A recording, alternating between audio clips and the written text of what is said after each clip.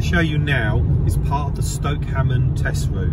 They take you to Newton Longville. As you're going through Newton Longville from Bletchley, they get you to turn left at the crossroads. You follow the country road, then at the end of the road they ask you to turn right then left. And you go along this country road heading towards Stoke Hammond. Now it's a national speed limit road, but it's really windy, very narrow. There aren't many signs along the road until you get actually heading towards Stoke Hammond. The key thing is just take your time. You can't be expected to go up to 60 miles an hour. Now as you come along here, they'll either ask you to turn left or ask you to follow the signs to Stoke Hammond. Take note of the signs, because as you can see, you need to turn left to go to Stoke Hammond. You'd be surprised the amount of people who will go straight on through the gate that's down there.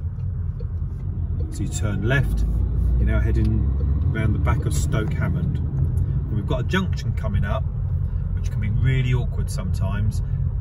As I keep saying, take your time, lots of observation, give yourself time to think.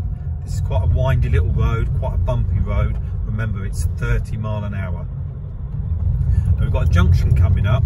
For some reason, there's an arrow that's pointed on the road telling you to go left. Now you've got no choice, you've got to go left, but it can actually be a little bit confusing, because sometimes they ask you to turn left at the end of the road, sometimes they ask you to turn right. And when they ask you to turn right, sometimes what pupils end up doing is getting on the wrong side of the road. So we're going to follow the road to the end. At the end of the road, turn right. And take note of this sign and take note of the markings on the road. You must stay in this left-hand lane. Do not go into the right-hand lane, which seems obvious, but you'd be surprised the amount of people that do it.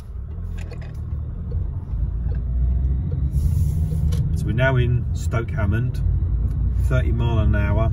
Just take your time, think about what you're doing.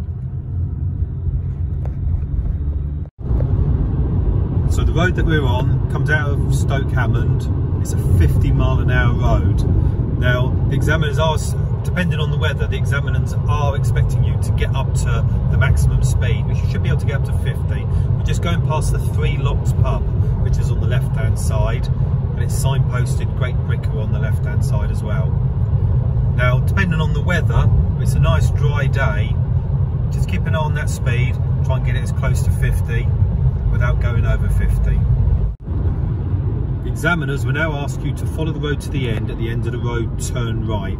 So as you come up this hill, you all of a sudden spot the sign saying other routes to the right, and you've got the junction coming up. So as you're coming up to the junction, just have a look. You can see it's a closed junction. Slowing it down, have a good look in both directions. You'll then notice a great big sign coming up. They'll either ask you to follow the signs to Milton Keynes A5, or maybe turn right at the roundabout, which is the second exit. So we're going to turn right at the roundabout, second exit.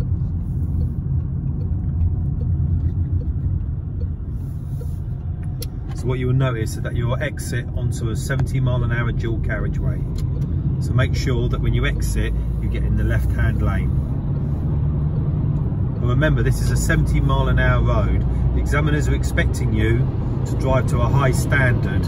So don't be scared about putting your foot down and getting up to 60, 65, even maybe 70. If you have slow moving vehicles in front of you, if it's safe to do so and you're not going to break the speed limit, overtake the vehicles in front of you. If they're plodding along doing 40 mile an hour, you don't want to slow down and just stay behind them. You need to show the examiner that you're capable of driving at a good standard and that you're capable of overtaking slow moving vehicles in front of you.